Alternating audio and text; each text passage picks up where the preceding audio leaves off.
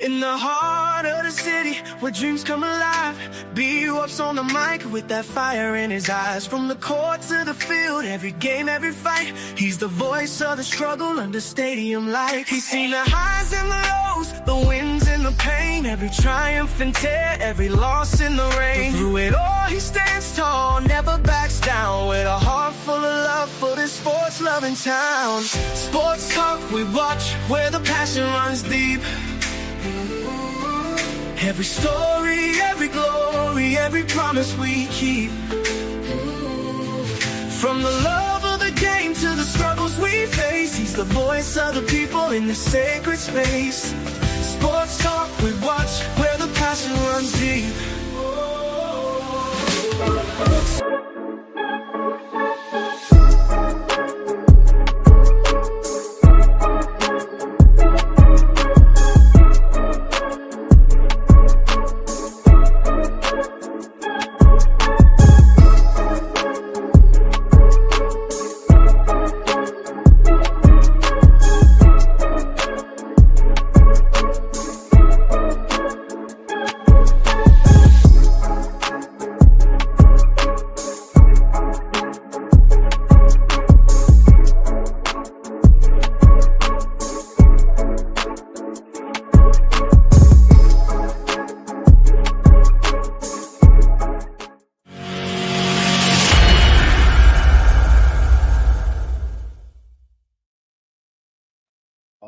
Ladies and gentlemen, you're watching Sports Talk with B. Watts on a Thursday night. I want to thank all of you for tuning in tonight.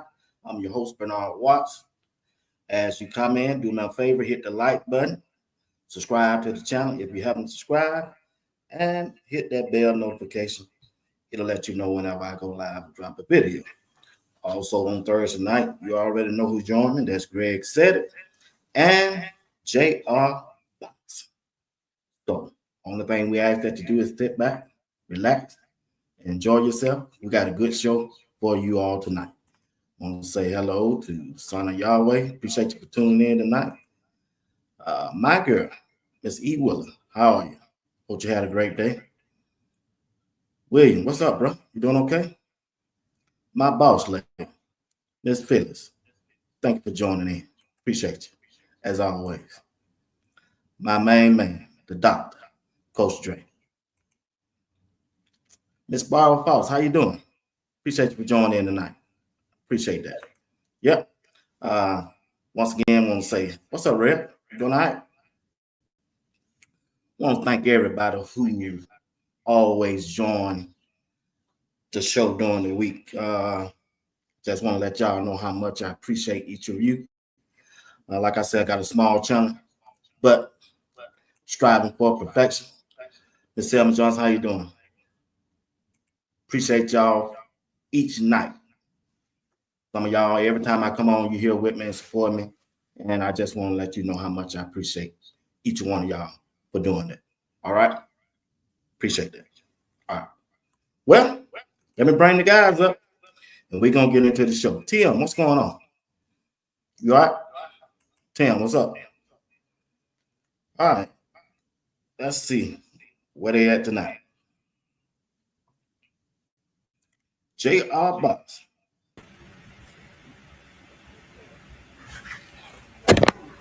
What's going on? What's going on? I got the mic down. I love what's going on. Appreciate you dropping by. All right. Well, let's see what we do. All right, I went on. All right, guys, let's get into this show. What's up, JR? With your Bobby Brown new edition jacket on from Bucky? Oh, what's up, B. Watt? Greg, what's happening? What's happening? What's going on? Nothing much. Cat, what's up? Now, what's up? I'll tell you, y'all favorite guy is back. That's JR Boxing. Y'all been asking for him, and he is live. We never know what's gonna come out of his mouth, but hey, he is. Hey, B. Watts was acting crazy on the platform yesterday, man. He said some crazy stuff yesterday, man. Hey, it might have been crazy to you. Yeah, I did every word I said. Okay, let's start right there. Tell me what I said crazy. The one thing you said crazy was that Colorado not gonna have a 1,000-yard running back. That's the first. That was the first crazy thing you said. Okay, time out. All right, time out. Let's digest that. When the last time you seen your boy on the video? Which one? IA? Yeah, you ain't got but one. Hold on now. Now I saw IA just the other day break one for about 40, 50 yards. The other day. I seen What the other clip. day was that? What other day was that? Clip. I want to say it was Monday. What day Tuesday. is? Tuesday this week. The last practice they had. Yeah, the last practice, Tuesday. I'm gonna send you the clip. Last practice for the day and okay, I didn't watch Thursday, Saturday. I didn't see him today. Then he must be. I don't know. They show some other run. They show was it Welch? I think they showed Welch. They show Welch. They show. I think they show Hayden break one too. And they show Charlie. They show him every day. They show him every day. Yeah, they show Charlie. I haven't seen good. They show him every day. But look here. Let me start it off, Jay. I ain't finna mess with you tonight. I'm in a good mood. Here we go. Let's talk about today. Yo, look like your boy back, Jay. Oh yeah. Come on. Let's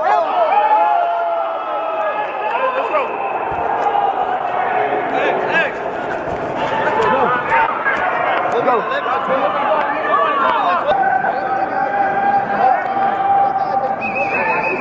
That's a first down. That's a first down, baby. The first down. JR look like he's back, look like he's healthy. That's your boy. That's old. Look like he could. I'm being honest, JR. He could be a game changer if he come back healthy and ready to play. When you take it all in, take a deep breath, and see O is back, what does that mean to Colorado offense and the team? Yeah, we can all relax now. Well, I mean, we can all relax, people. O is back out there, and he doing O things. I mean, you saw it from those few clips right there. Yeah, he has what it takes to be an explosive player in this offense. So everybody just take a chill pill, just relax. I know O was probably trolling us himself. He even admitted in the video, I'll troll a little bit, saying I'm back now. So get his legs back under him, make sure his conditioning right and everything like that to finish off the spring. I don't expect him to play in the spring game. That's just me. But it was nice to see Omar Miller out there doing Omar Miller like things. It's you, Greg. I mean, I wouldn't rush them back. I mean, it's no big rush to get him back in the spring. So, I mean, he's not like he have to prove anything, and he don't have to rush back for something that's happened just at the end of the year. So, it's not a big deal. I mean, you know what he can do, but one thing it does is it takes away this whole concern about who could lead the room or do you need some bigger receivers and all of that. You forget he's one have like 6'4", 6'5". I mean, you really don't have to. Like I said, you got those big boy tight ends who are athletic. You can get a big receiver. It's no big deal. But, you know, you're talking about a 6'2" receiver. You add Timmons, you add Williams or JoJo, and you got a nice size receiver group. So he just adds to that. And big play ability, you know, he has. So people can kind of be a little more comfortable with the receiver room.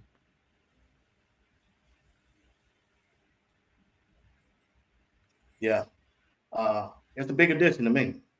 I still think they need two more. I think they're going to get two more from what I heard.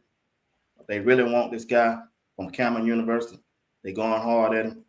And he got a visit during the spring game. So we're going to see how that shape out.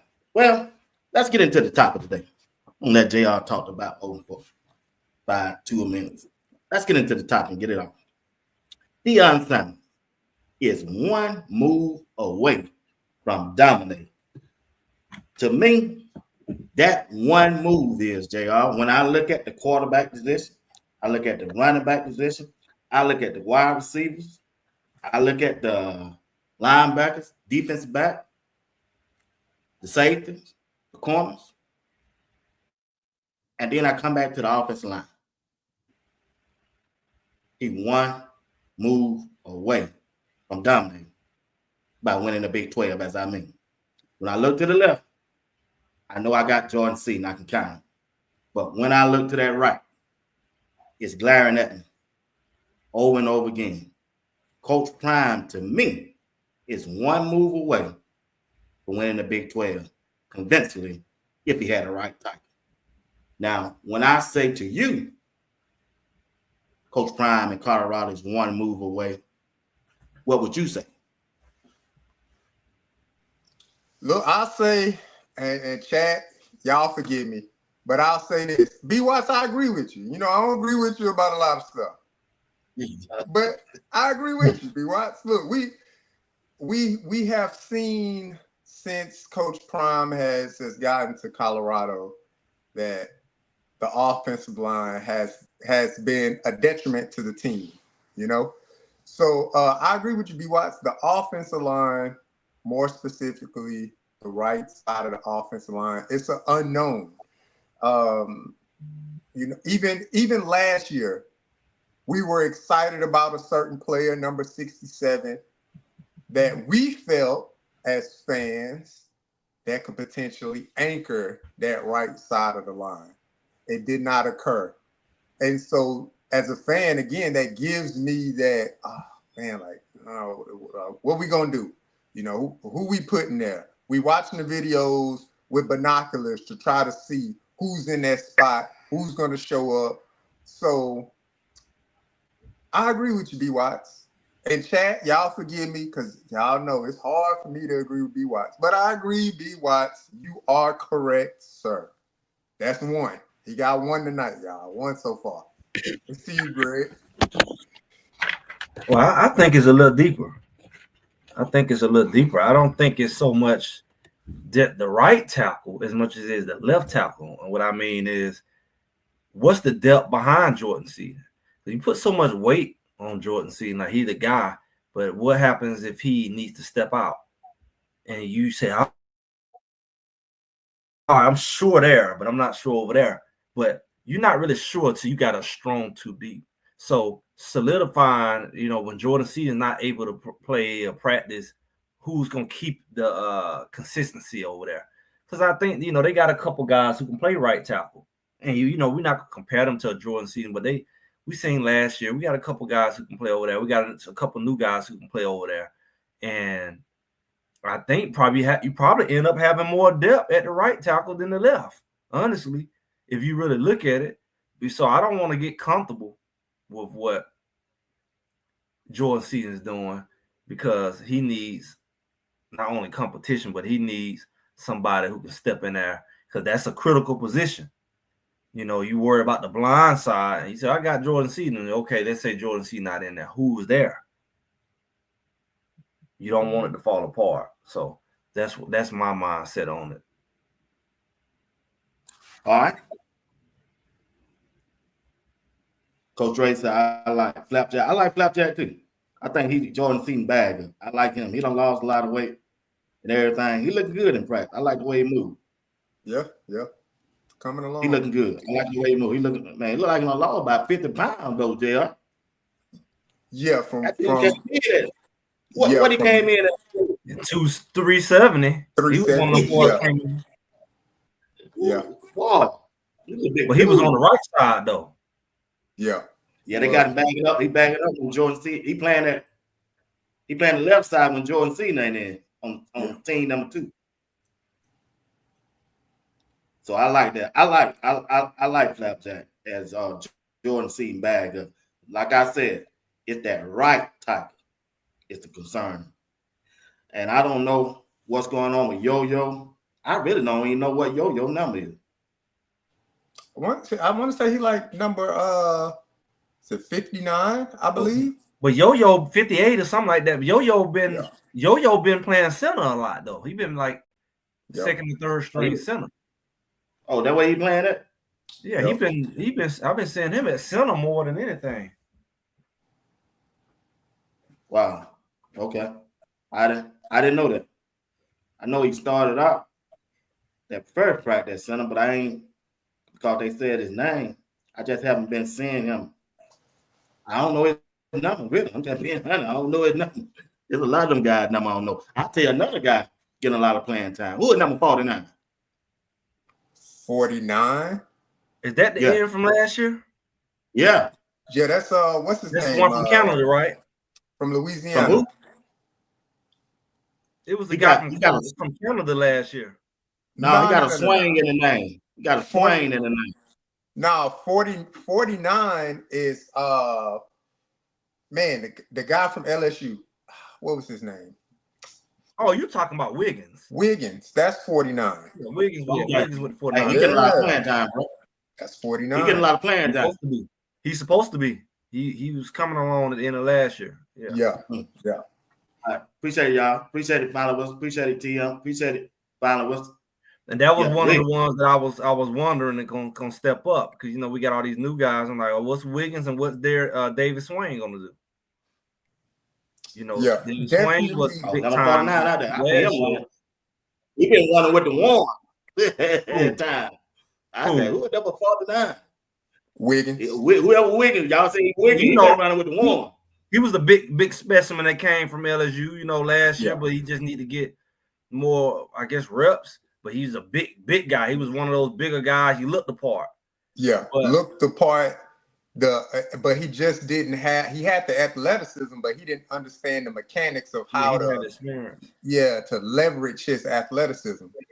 But he definitely that. I don't want to use the word measurable around B. Watts, because him and Uncle Steve go crazy. I use the word measurable, but he definitely has the measurables of an NFL prototype defensive end. 6'6". I think he about 260, something like that. So I mean, he got the measurables. It's just a matter of finding what he needs. Coach Prime like him too, so he got a good reputation around there. He don't have that. He lazy, He got a good, so he gonna get on the field. Yeah. Hey, I got a super chat right here. Salute to the panel. I'm concerned with the refs. They're right up Greg Alley right here. If they are average, CU should win the Big 12. Hopefully, they get the memo on how important CU is. What do you think about the referees this year, JR? Look,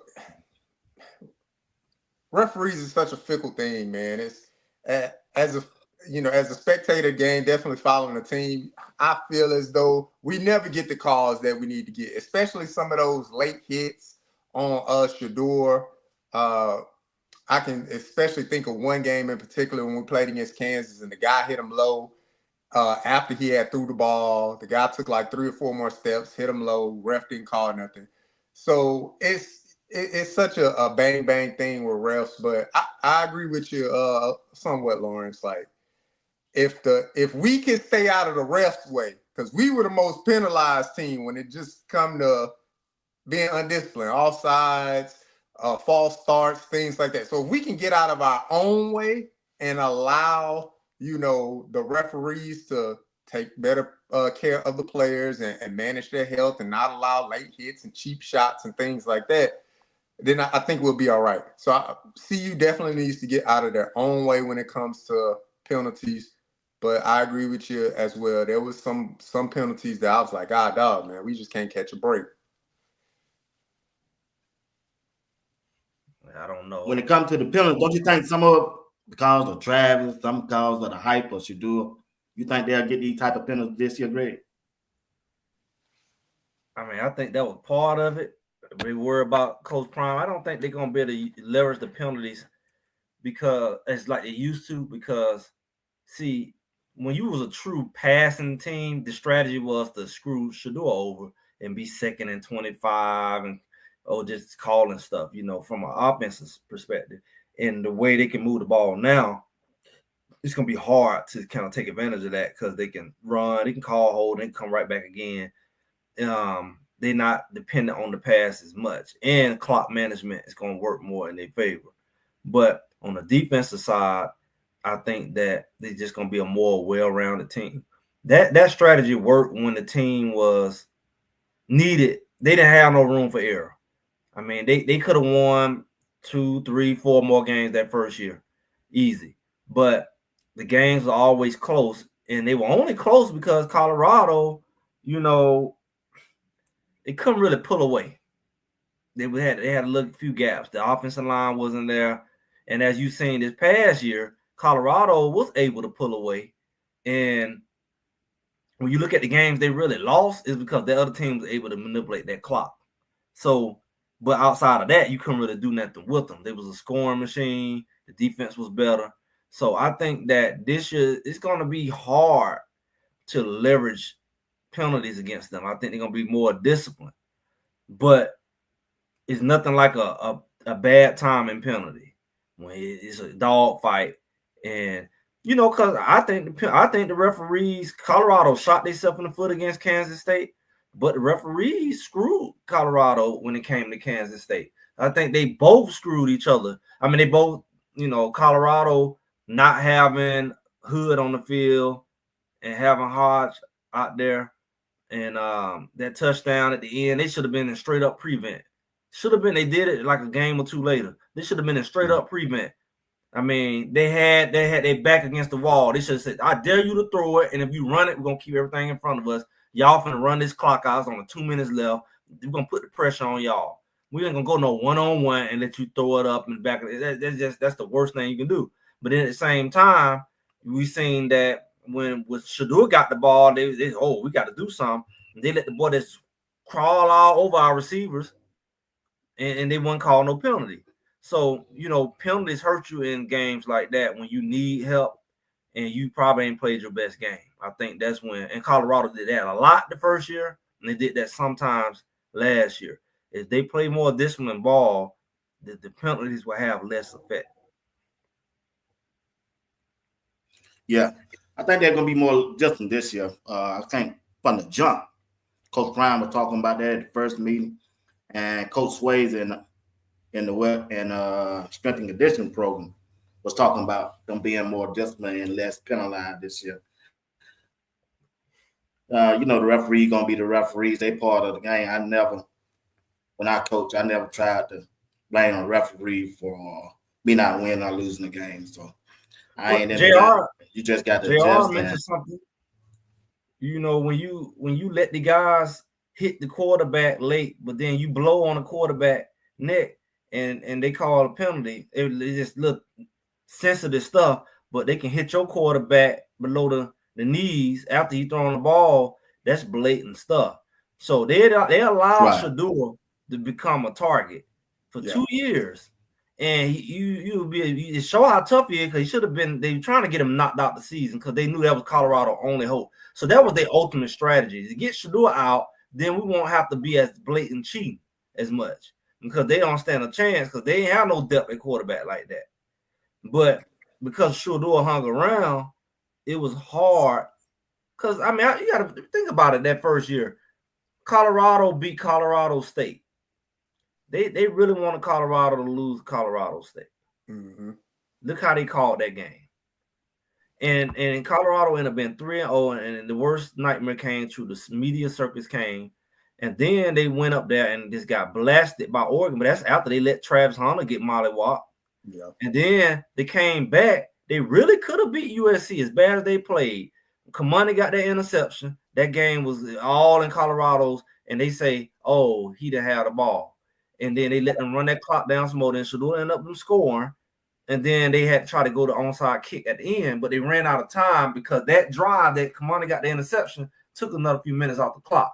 So it was some close games you looked at, and that's when that referee stuff really, really can kick in on you. Yeah. To me, yeah, like I said, that one Kansas game, and then again, Texas Tech was a game that plays vividly in my mind, especially the first half, when Texas Tech was running illegal pick routes, like the whole first half. Like that was the game plan. Like, we gonna illegally run pick routes to the point where Coach Prime like, God dog, man, like, you know. So it's things like that, man. I'm like, that's not a part of the game. So can we, as refs, can y'all get that cleaned up so we could just be swinging on the same court? Because one thing Colorado was going to do, they was going to average about 6-7 penalties a game last year, whether it be offside, whether it be unsportsmanlike with Shiloh, whatever the case may be. That was one thing for certain. We were going to average about 6 to 7 penalties a game, and it stayed true throughout the season to the point where we were the most penalized team in the Big 12. But like you said, B. Watts, a point of emphasis starting off the year, especially with Coach Prime and with the GM during the initial brief, and then Coach Swayze kind of bringing it home during that spring workout session. So hopefully they show improve the team for sure. Yeah, I believe they will. I believe they will this year. All right, let's move on to the next time. All right, hey. Yeah, I know it's a touchy subject, but Colorado got some young wide receivers out there, y'all. Them boys out there balling, bro. I don't know what's gonna happen with Timmons. I don't know what's gonna happen to Omar Miller. I don't even know what's gonna happen to Draylon. But when you look at, I'm starting with this one right now. Greg, even if I give Greg credit. Q6. This boy, every time he touched the ball, y'all. I'm trying to tell y'all, man. These young cats out there balling. Coach Prime and Coach Phillips. Now, Coach Phillips, he don't care about playing on young. Long they come out there and do what they supposed to do. He don't care. Now, if Coach Prime interfere, say he probably want his veteran to start off. But when you look at Q6, I know you're a Texas boy. I know he's dominant. I know he's fast, quick. You got to find out a way to get him on the field, bro. What the guy told me, the dude, Colin business partner was on my show 2 weeks ago. Fizz. He said, B. Watts, I start him out the gate. I do motion left, sweep left, double reverse. I do everything to get Q6 that ball. JR, when you look at Q6, are they gonna have to find a way to get him on the field? And who you gonna take out? Yeah, absolutely. Look, shout out to Greg. Greg was on it first for anybody else. Greg was on it. Greg was singing the praises of Q6 right out the gate. I came in with the stats and things like that, but Greg was on it. And shout out to you, B. Watts. Look, I'm going to say this, 26 minutes in and you mentioned Texas. So I'm happy about that. You know what I'm saying? Because sometimes you be trying to stretch it to like 32, 35 minutes before you say anything about Texas. But yeah, man, you can't, a young, talented young man like that, you can't keep him off the field. Like if he's going about doing things the right way in the classroom, because you know Coach Prime is big about that. If he's doing it right in the classroom, if he's doing it right in practice, you cannot afford to keep him sidelined because that's an explosive player waiting to make an explosive play. So however they see fit to get him on, whether it be kick return, whether it be slot receiver, whatever the case may be, but you got to have a package of plays put in for a young man like that for him to show his explosiveness and his how dynamic he is. And like I said, salute to you again, Greg. You was on it early, man. Well, I appreciate it. You know, they don't call me Greg said it for nothing. But let me tell you this. It's a few things I see. On the side note, I saw Coach Prime say he want them running backs to start getting hit on one of these. Was it today or one of these practices? He said y'all getting hit, but now I see them boys. They really didn't want to hit them. You see what I'm saying? I think that's what happened in them games. You get out there and you don't want to hit. That's a hard thing to turn on and off when you're not used to. You gotta get used to them big boys running at you like that. So it's some things that I'll be saying. I'll be like, are they listening? You know, but when it comes to this boy here, you don't put up them kind of numbers. I don't say it over and over. You don't put on them kind of numbers in high school, any level. Really, in high school. You talking about 40 touchdowns in a year. I don't care what level you on. It's not something that is easy to do by far. So when I saw that, and then you in the top, one of the top areas you're playing football at one of the top levels, that just made it even more obvious that not only would he be a guy who to play, but he got to have a unique skill set, and that has to be more like the ability to get to the end zone when you score 40 touchdowns. So you got to get the ball in their hands. Right. And, that's the type of guy that usually go to Alabama, and go play their freshman year. Nobody think nothing about it. Like they little freshman, they just played last year. Who also what they call him moved up a year.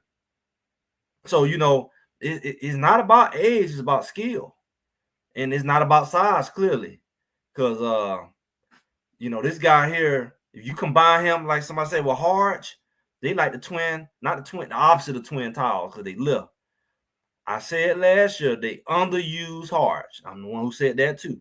They underused Harge, and I think it affected the season because they was. Yeah, you're going too little far now. Yeah. You're going. I'm gonna tell you why. I'm gonna tell you why. No. I'm gonna tell you why. Because the first year we had Dylan Edwards, and Dylan Edwards was supposed to be the speed guy and the quick twitch guy. He scored those 4 touchdowns. We ain't seen him ever since. And it was like they forgot how to use that type of guy with the other people we had. And I think that's the same thing what happened with Harge. I think that those little guys with speed, they have not effectively used them. Even with Jimmy Horn at times. They have not effectively used the speed guys. They're going to have to figure that out this year because they got 2 speed guys. Harge is not slow too. He's very quick. The reason why I say you needed somebody like him last year because you didn't have nobody like him last year. You had it in Dylan Edwards. You let him go. Who did you have? You had LeJohntay. You had Jimmy Horn. But LeJohntay and Horn. Jimmy Horn is a vertical guy. He's not a twitchy, quick guy. He's a one-cut and go guy. They weren't running that type of offense. LeJohntay is a good route runner, short yardage guy. Harge is a guy that you can move around in the backfield. You can put him out wide. You can put him out, and you can use him like how they use Singleton at Georgia Tech. Similar to that. Move him around, and once people get a taste of him, he can open it up for the other guys because you put him in motion, and he gas you enough because he seems like every time he get that opportunity, he do gas. And if he gas your team enough, and you have him in motion like they do Singleton, they could do that very well with the quarterback this year because he do a lot of that RPO stuff, and they have people in motion and going. If they can use Harge and draw everybody's attention, people like that, it's gonna open up the receivers that they was loading up on in them zone coverages. True. I'm agreeing with that part. That ain't what I'm asking. Last year, Harge is this year. Not. I'm talking to you. You said last year. I don't see them taking Jim out. But they can make the same mistake though. I don't know about the field with them because they weren't using no motion. This year, Harge is the man. I'm gonna tell you though, outside of Travis, I'm talking about Q6. I'm talking about Q6 right now. I'm coming down the line. But I'm saying outside of Travis, when it comes to that quick twitch, get the ball, boom, boom, boom, boom, that's all you had. Right. I think Q6 has that ability. He's kind of like a combination of that and LeJohntay. I think he got a combination of that. Yeah. Really, Jimmy too with the top speed. He do. What I'm saying is, if you didn't use Harge last year, you probably not gonna know how to use. That's the tie-in. You probably not gonna know how to use Gibson unless you figure some stuff out. You just can't use him like a regular receiver when you got the advantage. You got the advantage. I told y'all a month ago they running the same play that they ran last year. Yeah, look, some of the play calling, the scheming would definitely have change up to benefit. That's why I say for Q6.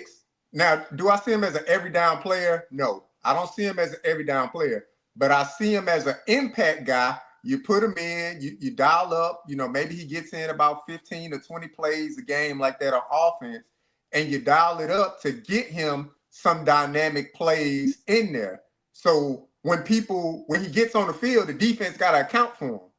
Because obviously you want to get him dynamic plays at the beginning of the year. So when you're going through the year, defenses have to account for that guy. They have to say, whoa, number 15 on the field.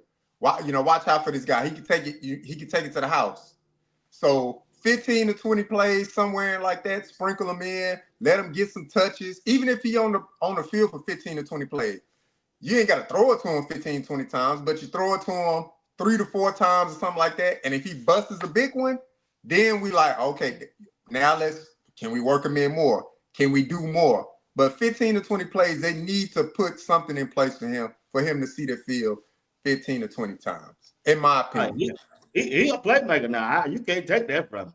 Every All time you gotta do. At least, I don't think in his high school video, I really don't quite go by that high school, but I don't seen him up there in practice. And they couldn't get a hand on him every time he catch the ball. They couldn't even touch him, JR. They couldn't tag him. Every time. Fast, he's small.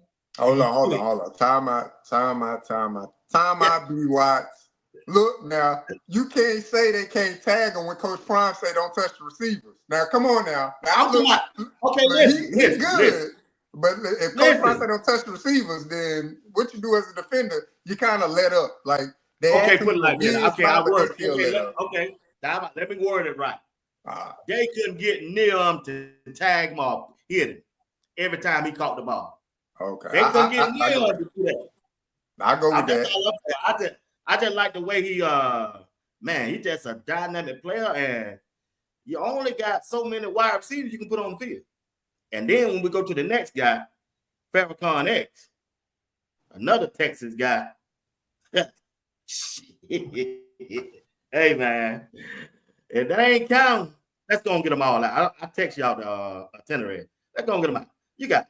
We're talking about the young wide receiver. You got Q Gibson, Farrakhan X, JoJo Williams. I'm counting Kyle Michael because this really his first full season, and Isaiah Hart. Mm-hmm. I'm thinking about. So that's all to the edge right now. I go with these guys before I go with the other guy. From what I don't saw. But I'm saying that's on the coordinator again because you still got Omar Miller. Mm-hmm. You still got Omar Miller. Yeah. Right.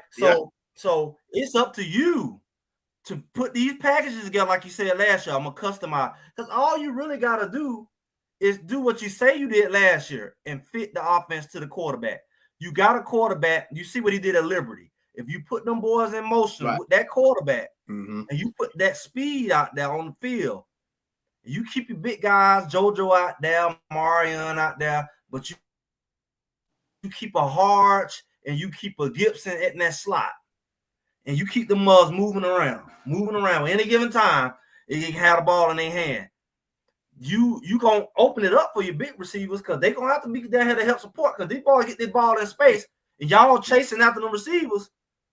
It's a route.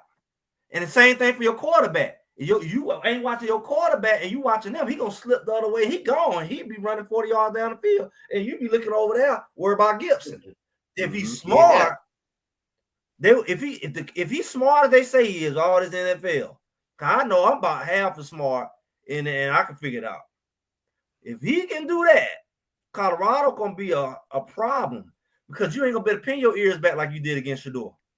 No. Say, well, we stopped Shador, we stopped the whole thing. You're not gonna pull that crap out if you do what you should have did last year and putting them boys in motion. Don't just line them up and run a screen. Everybody know what you're doing. Line them up, run a screen. Everybody run the same route.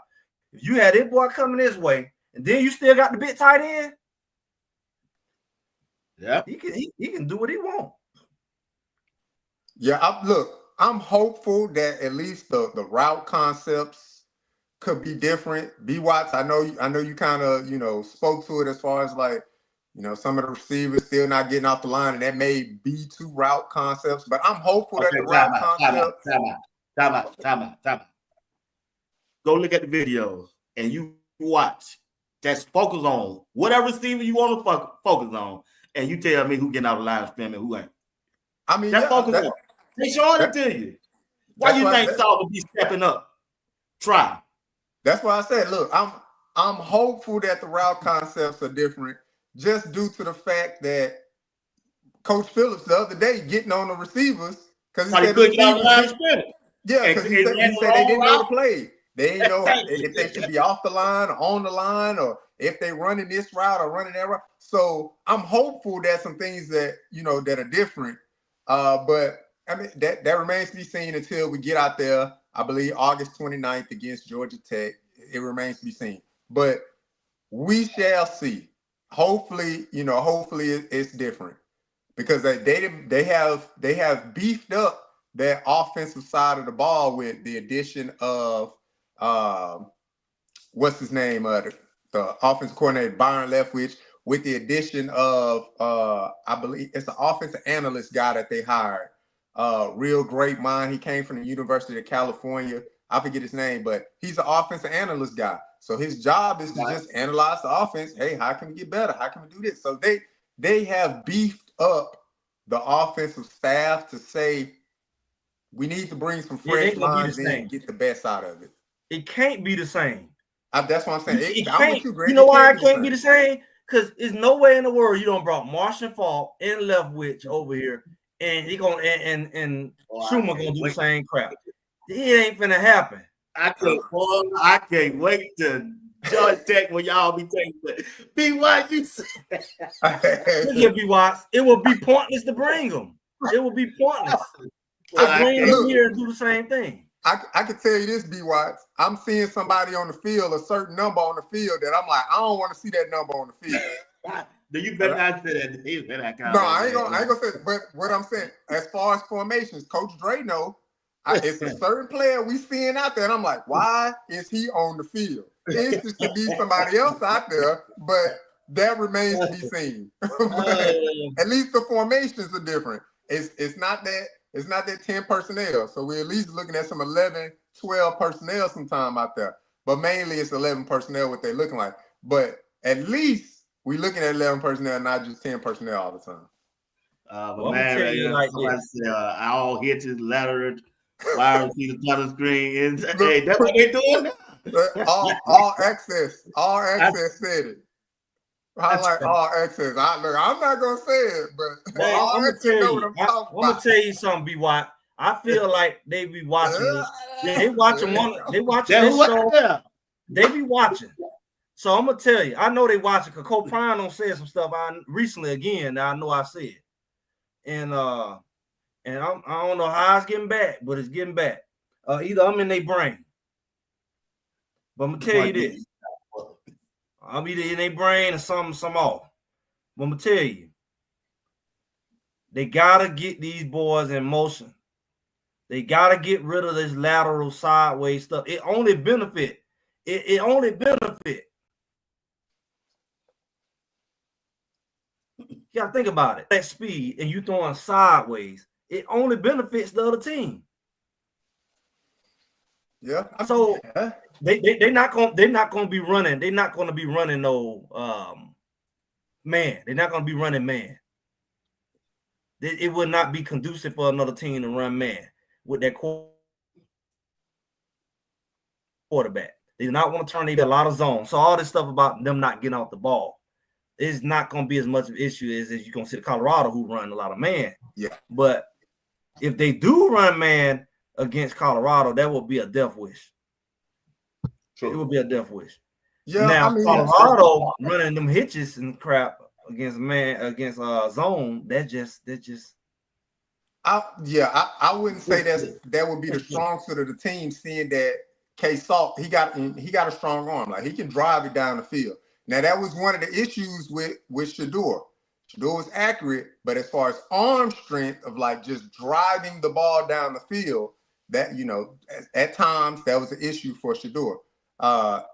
But with K-Salt, from the highlights that we've seen and things like that, he don't have no issue driving that ball down the field. He can drive it. So using the speed, like you saying, Greg, using the speed, change up the routes, get some deeper routes out there, at least if it's just to run the defense off.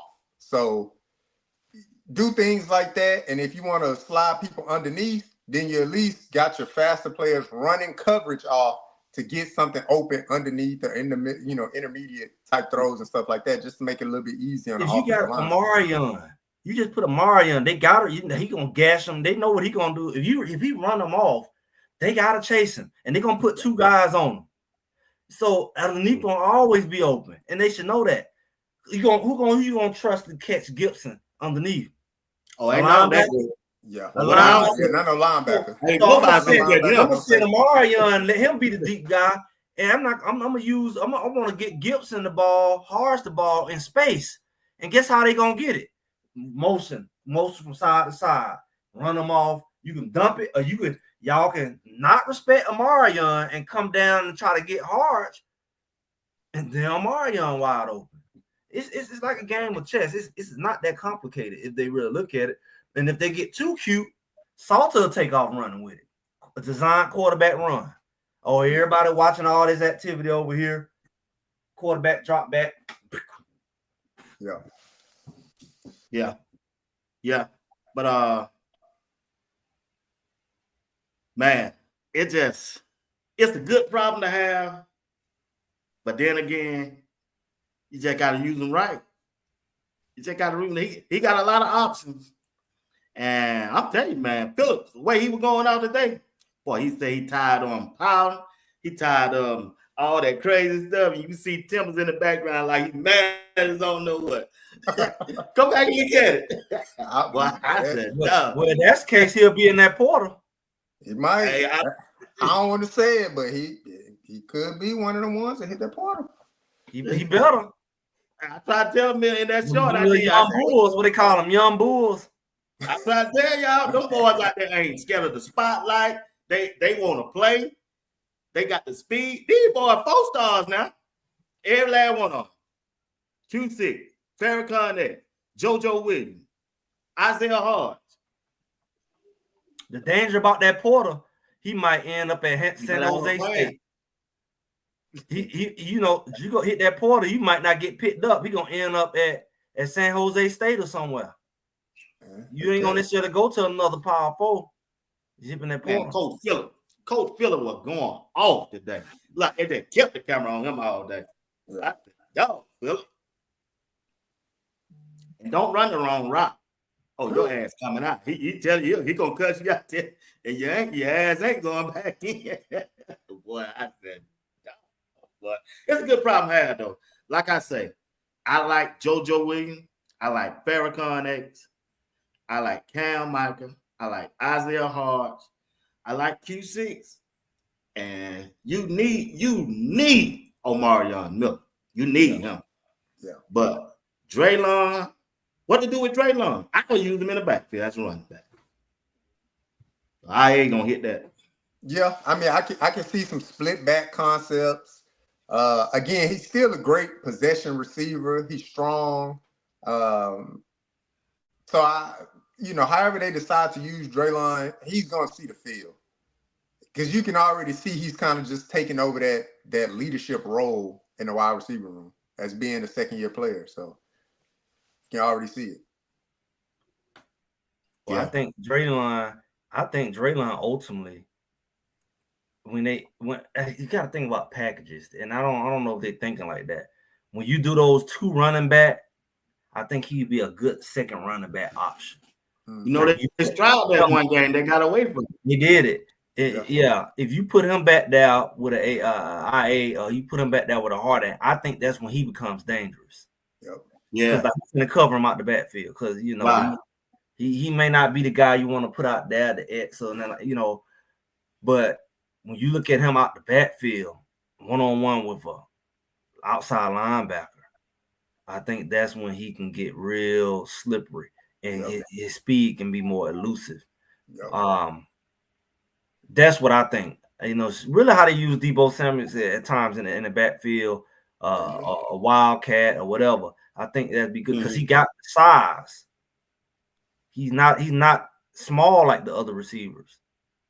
He's about the size of the running backs. So they got to use him. That's where he fit. That's what I think. Yeah, I agree with you 100%, man. I just like to use him out of the backfield. Imagine him with a screen pass. That's a simple screen pass. Mm-hmm. I know people say, well, then we got the running back for him. But he built like a running back. He ain't got the breakaway speed. He got the size. Got the size. He got the size. And He got playing experience. And he got better, and he got the hands of a receiver at a running back. There you go, Greg. Yeah. There you go. That's why I like to see. That's what will make him dangerous, because when he line up in the backfield, you know that he's a passing threat. So it's basically like having another receiver on the field. It's a cheat code. Yep. You know, you running with two, you losing a receiver, but you're not losing a receiver. Yeah. So they can load up the box and say, we're finna go get him. And he slip out that backfield. So I'm gonna ask you, JR. You want a tight end on the field? Yes. We need a tight end on the field. How many wide receivers you want? How many wide receivers with the tight end? Can't have a what? 3. 3? Yeah. What 3? What 3 wide receivers? It depends on that package. Because imagine if you had that tight end on the field and this 2 running back set. Technically, you may have 2 receivers on the field, but then you still got that guy in that backfield. Yeah. Who's gonna be the guy majority of the time you want in that backfield, Greg? I'm talking about if you ran 2 running backs. Let's say you in the red zone and you got your tight end out there. I got you. 5, 6, 7, 8, 9, 10, 11. So you technically only got 2 receivers out there, but let's say you got that second running back and it's a pure red zone package, but you know you really got 3 receivers out there plus that tight end. So really you got 4 because that tight end is athletic. So you got 4 receivers on the field, but the package looked like you only got 2. If they play that right in the red zone, that's a dangerous thing because you know that running back can slip out. You know that tight end is an athlete, and you choose which receivers you put out there. You got Amarian over here and JoJo over there. Well, that's a good problem to have, y'all. Yeah. If they use it right. Yeah, if they because you know that tight end, he's like Micah Harrison, but bigger, right? He's a receiver that's big enough to be a tight end, so he's going to be a threat.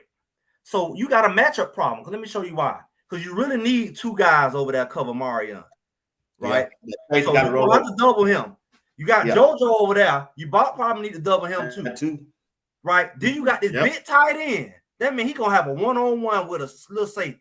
Mm-hmm. Because you got him on the other side of the field away from Amarion. So either y'all can pull help over here to help with this tight end, or y'all can pull help to help cover Amarion, and you still got Draylon coming out the backfield. Mm-hmm. Come on now. I know what I'm talking about. They got to scheme it up right. Huh? They got to scheme it up right.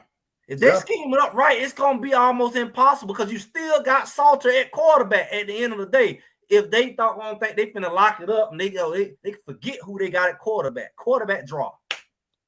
Yeah. I think with Marshall Faulk in the room, he gonna add I think he gonna talk it up. He got to.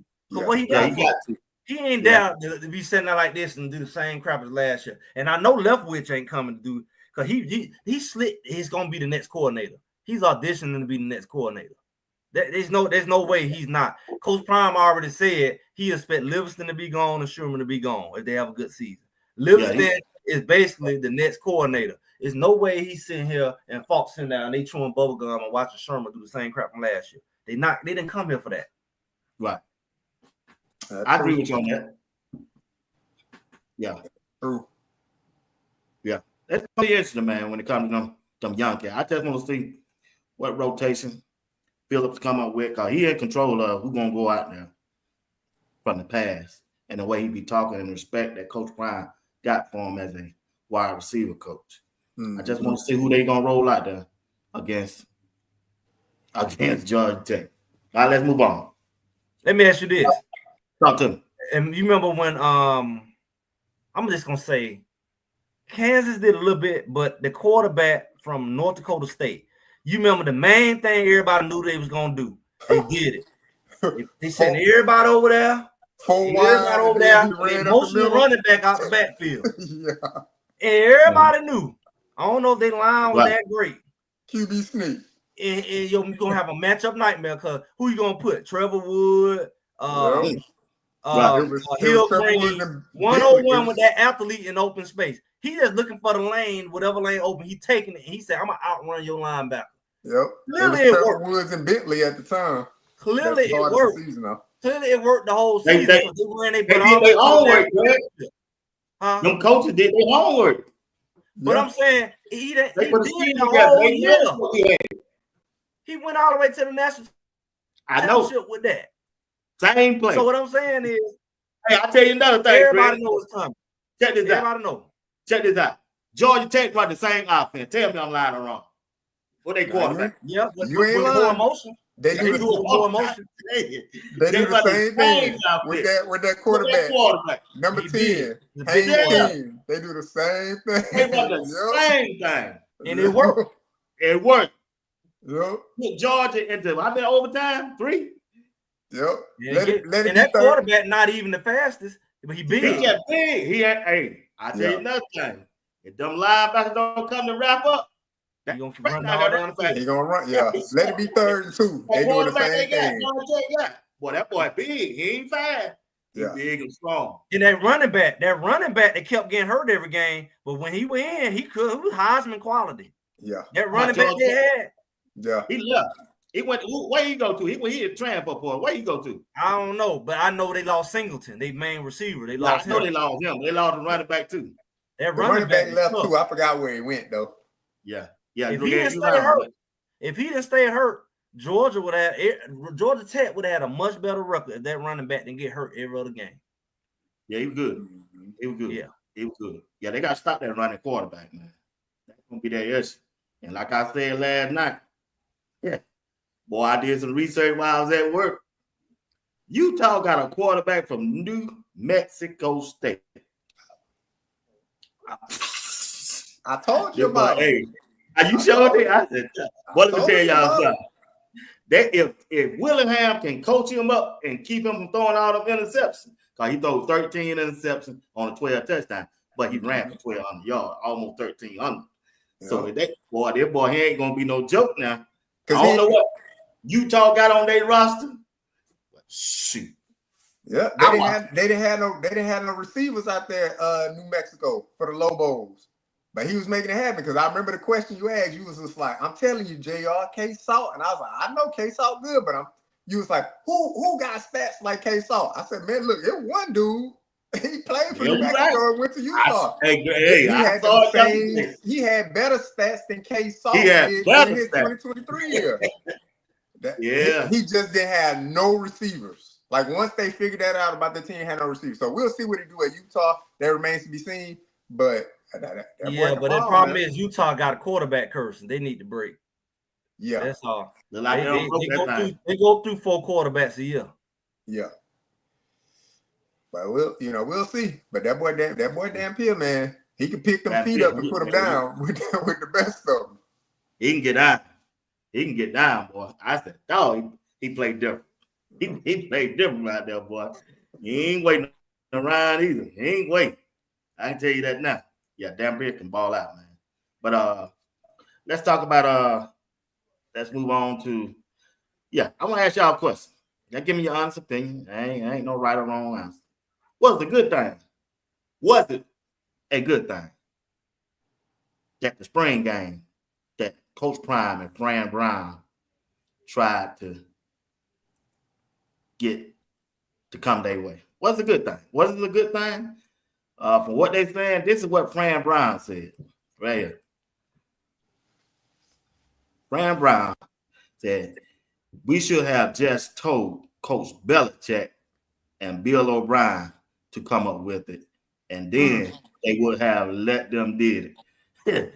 What you think on that situation, JR? Man, hey man, that's a dynamite statement right there, Fran Brown. Hey, and I salute you. I salute you for saying it, staying true to yourself. I salute you for saying it. Look, I feel the same way, man. The sentiment is the same way. You could definitely say the NCAA or the coaching professionals of college football, man, it's like a good old boys type of thing, man. So to allow some African American, to allow some flavor to be at the forefront, they not trying to do that, man. They'll allow the players to be the superstars, but they won't allow the coaches to be superstars. but Coach Prime is absolutely blowing that narrative out of the water. Fran Brown is doing the same thing. He's blowing that narrative out of the water because what they're doing is saying that I can be myself and I can coach young men and I can win football games. Because most of the time hold on, you see. JR, hold on. I want you to hear this right here, what he said. I ain't gonna play it off. Yeah, I thought it made sense on a lot of levels, right? Just for saving the game of football, just for right after this March Madness is done, like what are we doing right during that time, right? Where you can have something else to lead up into that or to get you going right for March Madness. It was just so much that you can do. And we had that Friday morning, we were making both teams, everybody was doing 2 hours of study hall. So, like, it wasn't just going to be about us playing football. It was going to be to let them know, like, hey, men handle their business. So I think a lot of times because stuff wasn't done before, it's hard for people to want to change and go and try something new. Primetime played the highest level of football. He has the highest honor that you could ever get in football. He's a Hall of Famer. Like, the best cornerback to ever walk earth is Deion Sanders, right? Probably one of the best athletes. Him, Michael Jordan, Tiger Woods, who knows who it is. But one of those guys are the best athletes to ever walk earth. And he would never do anything to put anyone in danger. You know, it was all about being able to help. And I think that's what he's been doing since he became a coach in college. He's been trying to just change it, right? Just change the norm and make the norm a little bit different. Sometimes we all got to get out of our comfort zone because they've been teaching me since I was younger. For me to grow, I have to be uncomfortable.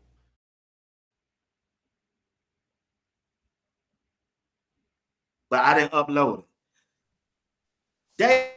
They listed the people who made the decision. They were from University of Georgia, one were from Oregon. I said, what? North Carolina? I said, what? Hey, Fran Brown look like he been telling the truth, bro. And look, and a lot of people was like, look, a lot of people was on Coach Prime for calling out Bill Belichick to say, well, why are you calling out Bill Belichick? You know, blah, blah, blah, blah, blah, blah. Because Coach Prime know if I were to call out Fran Brown and say, look, we want to play Syracuse, they shooting that down. We're not even going to let it build up. You don't even have to submit the information to get approval. We shooting that down off the rip. But if you call out, let me call out Bill Belichick to get some traction, and then Fran Brown saying, oh no, we'll play, you know. So again, man, a dynamite statement by Fran Brown. You can unapologetically be yourself as a black man in this country, and you can do it the right way. I can lead young men and stay true to myself, stay true to my ordinance. A lot of people get on Coach Prime because the way he talk. Oh, he using this word like this and this. Man, that's the way he talk. He not fit to get up on the podium and be all buttoned up and hold back. No, man, that's his emotions. That's the way he talks. That is him. He's authentically him. And Fran Brown is doing him. He's being authentically him. So I love the statement. I love it all the way around. But come on, man. We know the NCAA, the good old boys of the NCAA. They don't want to see a black man, a black face be the face of something of that. Because for so long, it's just been the players. They don't want the coaches to be the face of it. That's what it's looking like to me. That's just my opinion, though. Talk to me, Greg. Well, yeah, I mean, y'all been following my content. I gave you say is it good, and I told you why I was good, because looking at the big picture, the best thing for Colorado at this point, as we figure this team out, and what we know, we have a lot of people. If they played in that game, it would be forced for people not to be able to underestimate and put them back on the forefront they've been on the last couple of years. And we know that's when you get to see the cheating more. That's when you get to see the hype more, and all of that ain't really worked in their favor. So you want to let Colorado for once be the underdog. Because even when they should have been the underdog, they wasn't, because all the attention they getting, people was jealous. And Travis and Shador and all of that. Even when they was just a sorry team, they was treated like the best thing out there. Everybody, they the Super Bowl for everybody.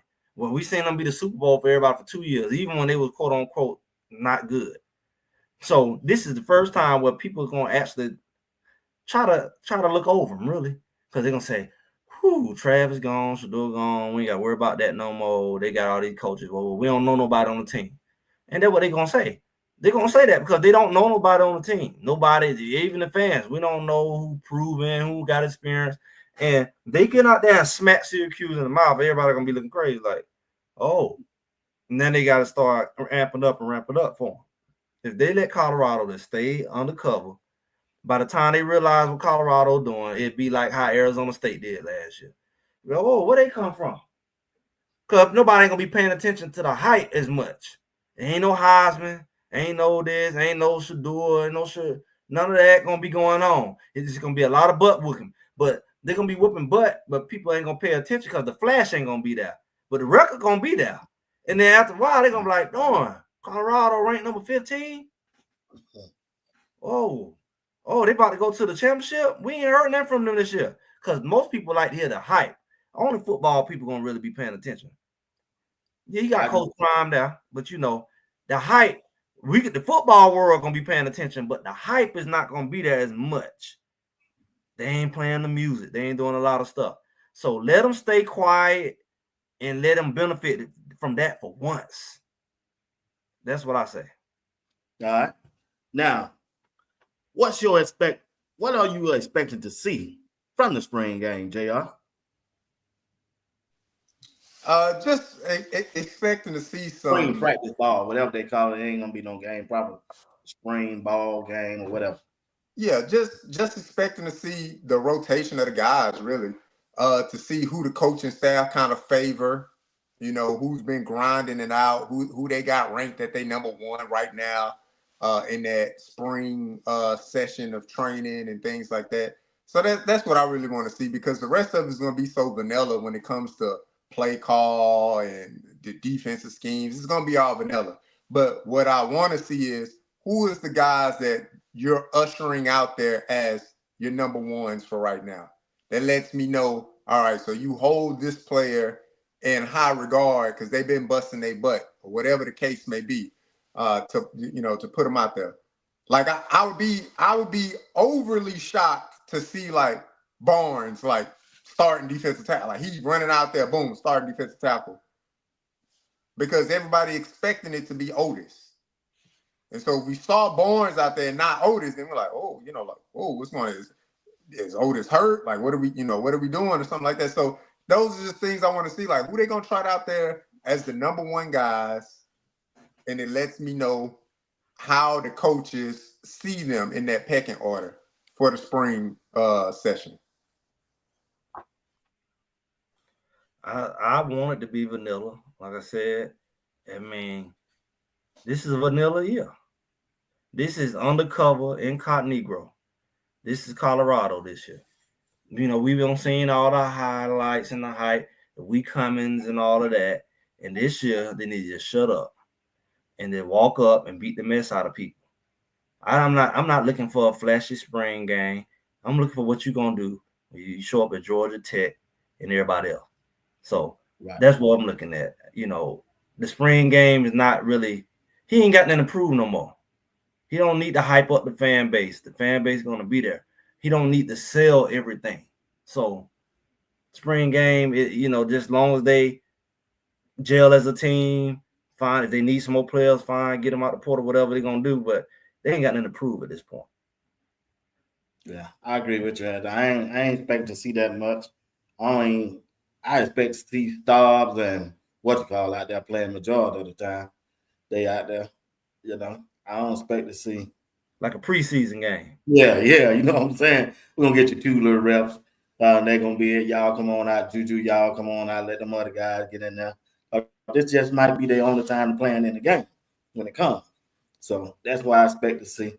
But it would have been interesting if they could have pulled that Syracuse and Colorado game off. Check this out. I've noticed something and reached the people for the last 2 videos of how Coach Prime is conducting practice. The ones are running against the ones, y'all. You don't see that one against the twos no more. You seeing one offense going up against the number one defense, and they mix and match. So what that tells me is Coach Prime really want to know what he really got on both sides of the ball. I don't know if y'all noticed that. Have y'all noticed that? Yeah, I definitely noticed it in certain position groups for sure. He's trying to make sure that one, he's getting the best work for each guy in that position group. You see it across the defensive line. You definitely see it more so because it's just more space and it's not as cluttered with the defensive backs and the receivers. So, but I do notice that, B. Watts. I notice it. He's trying to,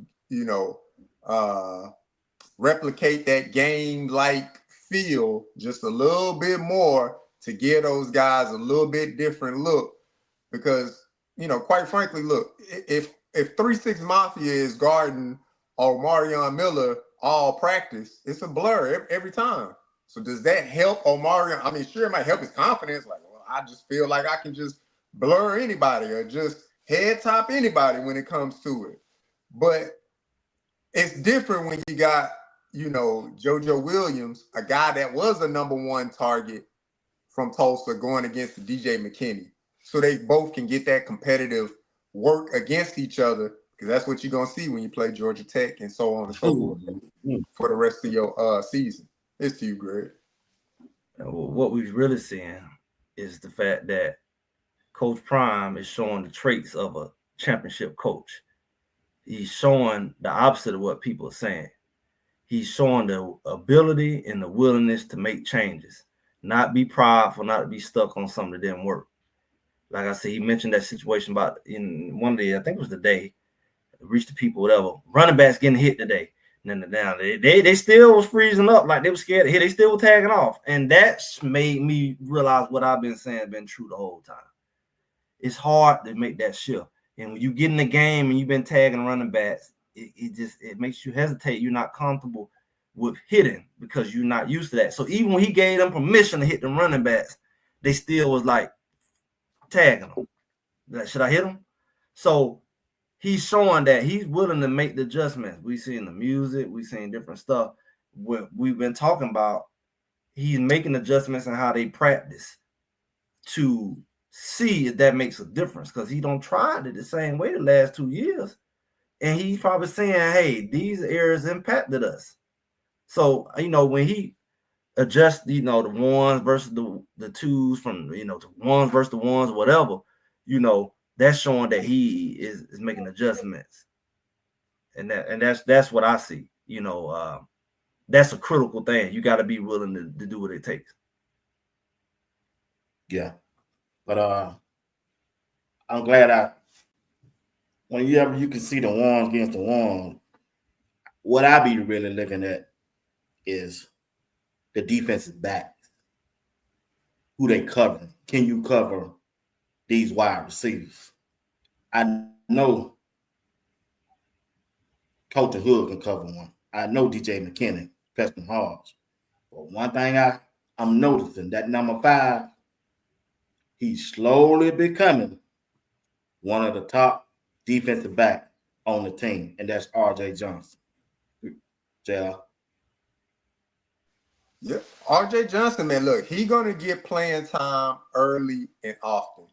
Like it's gonna happen. It's gonna be early and often that he's on the field. I mean, like you said, you look at DJ McKinney, you look at Colton Hood. RJ Johnson is interchangeable with either one of those guys. He literally is. He's interchangeable. So the drop off won't be so drastic or dramatic of a drop off when you're putting RJ Johnson in there. If a guy like McKinney or Colton Hood, like Colton Hood's nicked up right now, so RJ Johnson is getting those reps. He's rep after rep. He's getting those reps due to an injury of Colton Hood right now. So I don't see a drop off when it comes to RJ Johnson. RJ Johnson is gonna be on the field early and often, making impact plays for the defense all year. Yeah, I mean, that's important though, having that depth, because we know that stuff happens. Yeah. We know that cornerbacks get hurt. Right. And right. we had it last year in the sense where Hood was able to come in with Travis. And yeah, I feel like he should have been out there against Kansas State, but he came in and made big plays when he did come in. And that was the first year that we had somebody at the second level that could come in. Because last year, the first level wasn't even solidified the year before that. So it's good to see that when Hood go down, that it's just not going to be a hole on the other side of the field. You know, McKinney's going to be pretty consistent. So the only thing now is to figure out who's going to be behind McKinney. Is it Boozy, whoever? And I think that's when you really have something, because you never know when a shoulder injury, or ankle, or hamstring, or something come up, and you don't want that to be a gaping hole in your defense, in your secondary. Yeah, that's a good point. And I like the progress. That's go to show you about the defensive back coach, how good he is in coaching them guys up. Coach Prime said the New Orleans Saints tried to come and get him too. So, what's the defensive back coach name? Mathis. Yeah, he's doing a good job of coaching them guys up in last year and this year. So we got to give our tip our hat to him too. All right. The big day tomorrow, JR. It's pro day. Our last topic for the night. It's pro day. It's time for Jimmy, Shiloh, and BJ Green, Will Shepherd to show them what they got. It's pro day. I mean, look, it's some guys' opportunity to really make a one last pitch for an opportunity to play in the NFL. Because guys like Jimmy and LeJohntay, if they don't get drafted, they're gonna get a camp invite. Guys like Will Shepherd, he'll get a camp invite.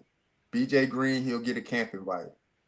My thing for guys that, and then you look at Shador and Travis, obviously they get drafted. Shiloh get drafted, things like that. It's the other guys that I look at that this is their opportunity. The Herm Smiths, the Levante Bentley, the guys that need to have have a good showing at the pro day so you can at least get a camp invite. Get yourself that much. Because the other guys that I listed, that I named before, they have done enough to get a camp invite. They have done enough to be drafted when it comes to Travis, Shador, LeJohntay, Jimmy, Shiloh. Like they've done enough. BJ Green, they've done enough to hear their name be drafted. You know, if one or two of those guys don't hear their name drafted on draft night, then it won't be long that they'll get a phone call and they'll be invited to somebody's camp.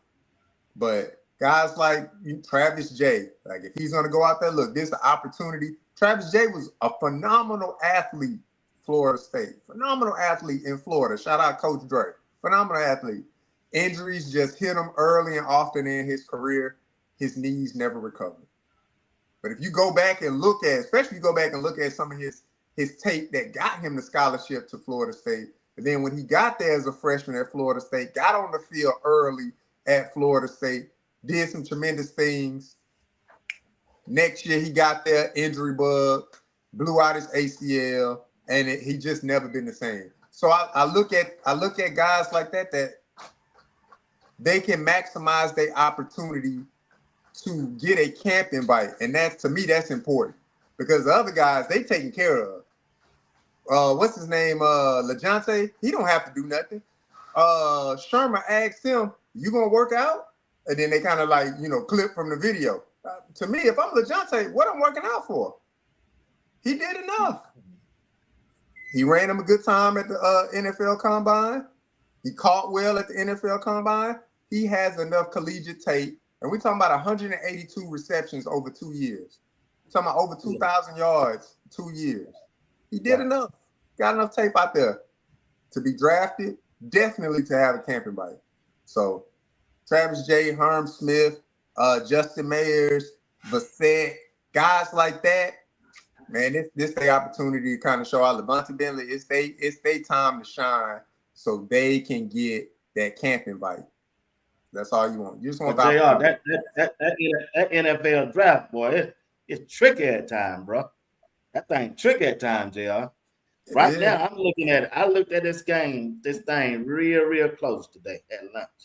And I said, I trim the list down, bro. I see 4 instead of 6. They got a good shot at hearing their name called, man. It ain't tricky, man. I try not to read the other people what they be saying over there on X and Instagram. I just look at who Colorado got available to beat the drafted and put myself in a GM spot when you got all them other teams, got players and all that. It just, then you have to look at size.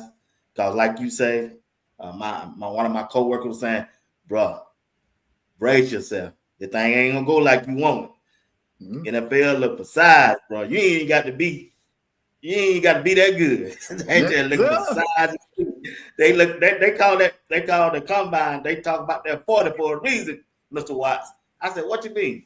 Well, they want to know if you 6'2", 230, can you run that 40? They can teach you the other stuff they think. Yeah. I said, you might be making sense. I said, you sound like JR. But go ahead, Greg. I don't know, man. I think you don't know. You don't know what Shador can end up doing. You know he's going to go, but you don't know when, where. And the NFL is a whole nother monster. I mean, when you think about it, NFL is really just an organization of its own. It got a lot of conspiracies behind it and how they, how the games work and they're rigged and this and that. Whole nother animal. More than just referees. So they setting up their production. It's the NFL production. They send that thing up. However they gonna set it up, who they want on what team. So it's bigger than just football. It's the NFL production. But I think what Coach Prime is doing is also a production. As much as it is a showcase, it's a showcase for his program and going forward. Because he's doing something that they really haven't been able to do. Nobody was just coming really for Colorado like that. A lot of times before they were merging and then a Big 12 doing theirs all together because it's only so many scouts and they ain't coming to each location. So he's setting the precedence where you came for Xavier Weaver last year separately. You came for this group here. They held out so you can come here. These almost like a move. They held out to make sure you come. You ain't get to see Shador at nothing else. You only gonna see him at his. So you gonna come to this one. Travis gonna perform in this one. They chose to sit out because they made this one more of value. So it's a production at the end of the day. They're gonna be. I want to see how much access we're gonna get. Honestly, like, is it gonna be just like I ain't really seen them do no live or nothing, but like how much content we're gonna get because we've been waiting to see it too. So that's all it is. I mean, like you said, they already got the film. So Darius reached the people. He said he gonna do a live. Okay. Oh, he did. That's what he said. He got on live today. I so happily caught the live today, but he was showing, the area and the setup. The lady, I forget her name, but they always talk about her. She, the coordinator, she do all the setting up and traveling for them, and she was setting up the area. And Darius was like, "I'm gonna do a live tomorrow, y'all, to show y'all, like, give y'all a different view of like what it's gonna look like and stuff like that." That's what he said. Now, if he holds true to that, but he said it himself. That's what they saying. I know the NFL Network gonna be televised. Yeah. So what time is it gonna be on? It's gonna be I heard 2:30 Eastern. 2:30 Eastern. Yeah. Okay. But I also, man, I looked at that video good. I don't know if y'all saw it. I looked at it like I was looking at it. I could have swore I saw Mike Zimmerman, the defensive coordinator from the Dallas Cowboys, in that video today. I could have swore I looked at it twice. I said, that's Mike Zimmerman. Chat, y'all help me out. Look back at, did y'all see somebody look? Well, I ain't gonna say look like. I could have swore I saw Zimmerman today on the field on Reach the People. Somebody tell me I'm seeing things, or I think I have a good eye. when it comes to coaches, y'all. They just ain't announced that thing. B. Watts, I saw him too. I know I saw him. I know. He kept saying he got one more big person to come in. He said, I know I saw it. We'll take it. Yeah, I said, playing on Slid Zimmer in for that defense with I said, I didn't pay no attention because I talked to my brother. Before I came back home, I said, let me watch this thing one more time. I said, man, I freed that picture. I said, man, that's Zimmer all the way. That's Zimmer. Everybody, okay. I thought I was seeing things, Mr. Fine. Yeah, I thought I was seeing things because JR probably would have said, I've been drinking it. But, you know, that's the demons I had to fight with him and Greg. You know, yeah, I appreciate everybody. Ooh, now, look, his son is on the coaching staff. Zimmer's son is on the CU coaching staff. Thank you, Miss Kimberly Nash. Appreciate it, God. I ain't worried about JR no more. Yeah. Oh, he ain't come got on, talk man. on him. He ain't even got to talk on him. Look, I'm just saying, hey, don't put lips on it. You know what he's thinking. Zimmer's son is on the coaching staff. And look, hey, shout out to R. Crowley, man. The lady name is Miss Top. That's her name. R. Crowley. Appreciate that, R. Crowley. It's Miss Top. And look, the way Darius was like filming it and showing it, look, it looks great. What they got set up, platform where they can go interview after they do their workouts and stuff like that. Talk to the team. Like it looks like a great production. And then shout out to Cameron Silman Craig, man. I did not mention his name as one of those players, but it's gonna be a big pro day for him too when it comes to workouts. So shout out to the Shark, man.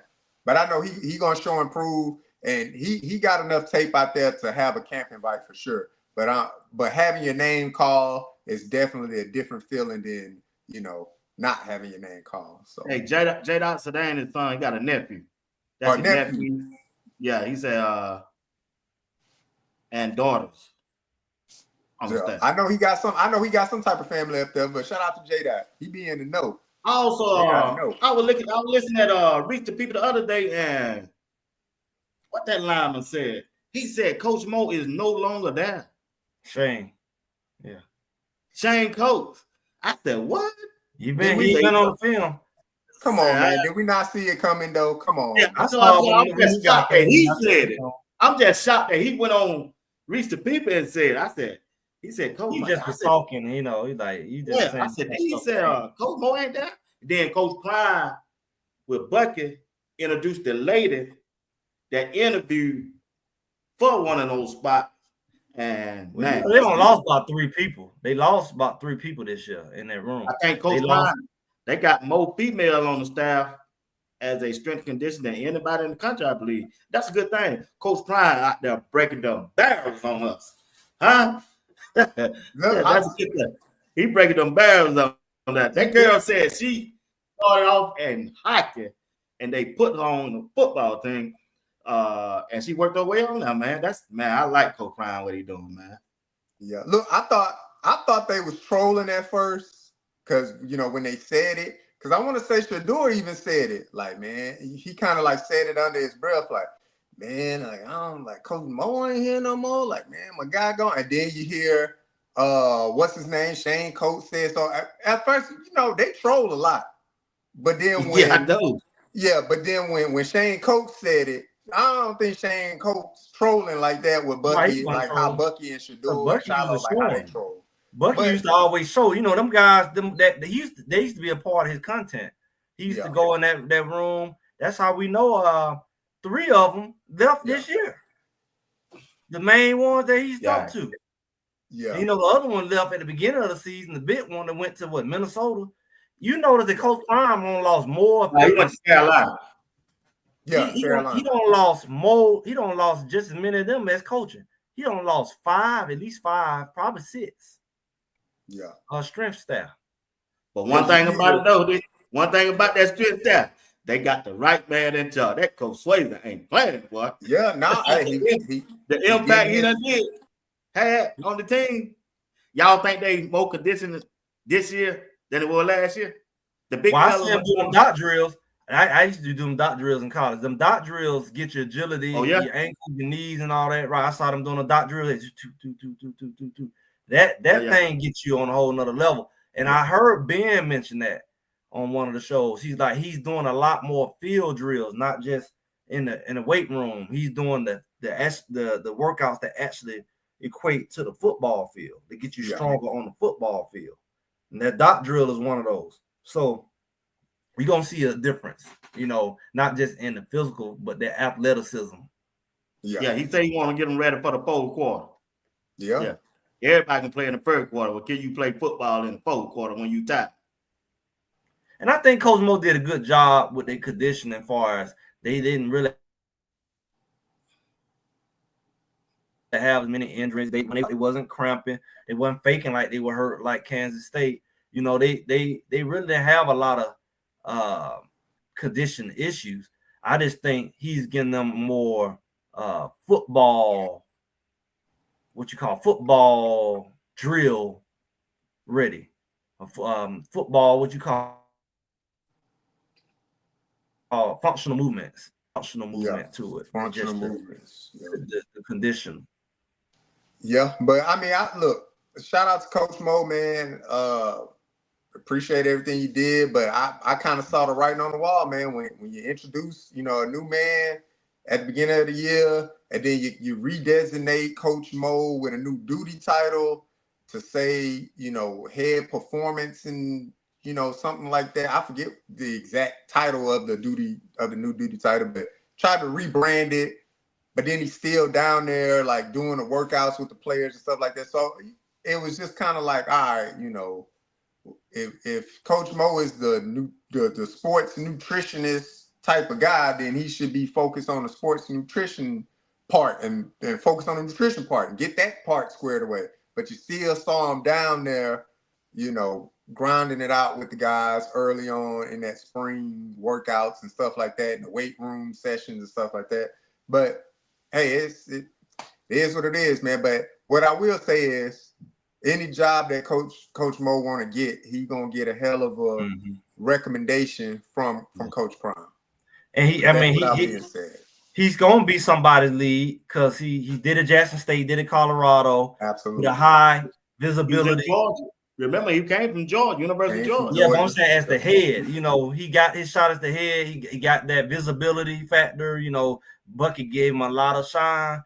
So anybody who come up, they're going to be looking for somebody like that because he's just going to stand out above the other candidates because you know who he is. Yep. It's not just a resume. You've seen his work. You've seen him interact.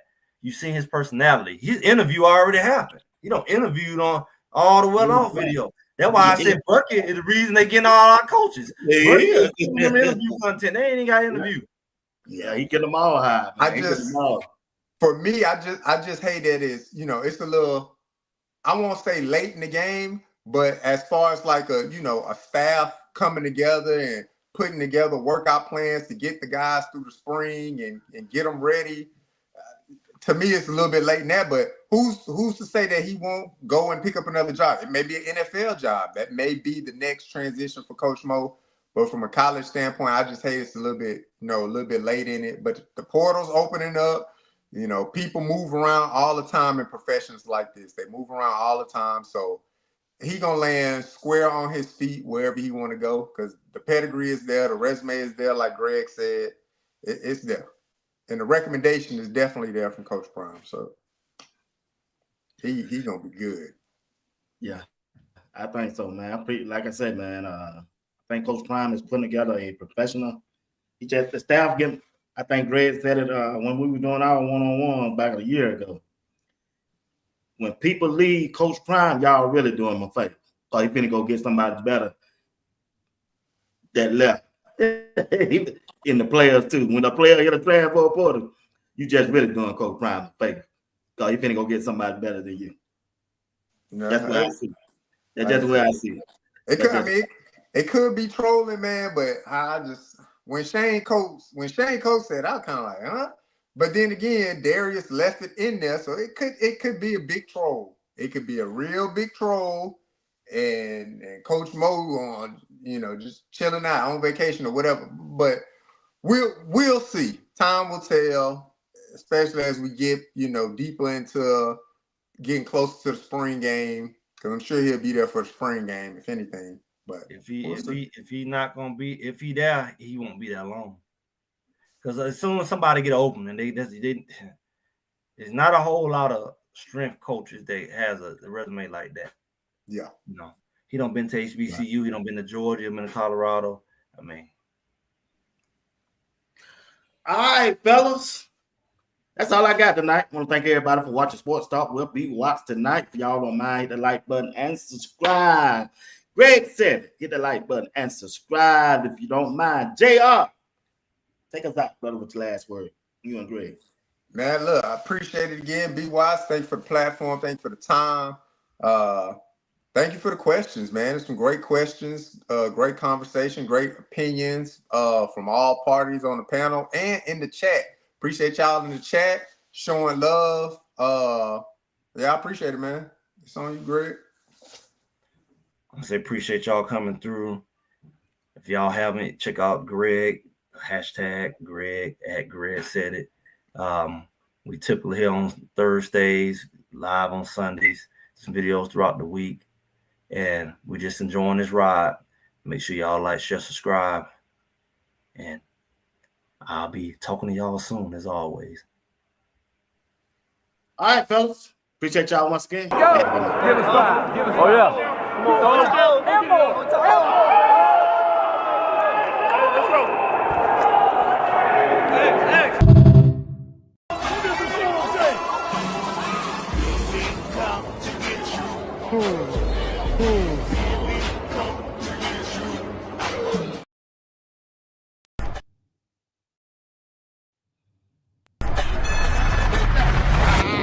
Who else wants some? They said my D-line didn't exist. Bullshit.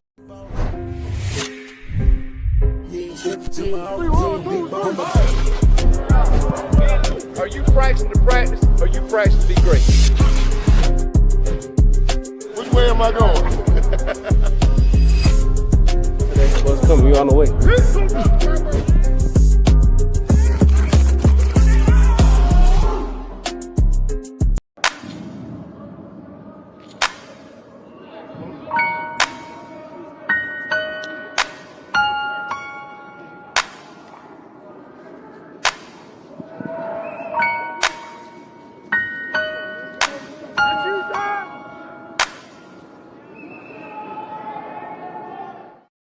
Isaiah Hodge, the more you play, the better you get.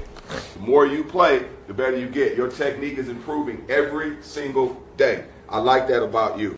The key to the success as a coach, I'm saying as a strength coach, and I'm watching them work, they self-policed.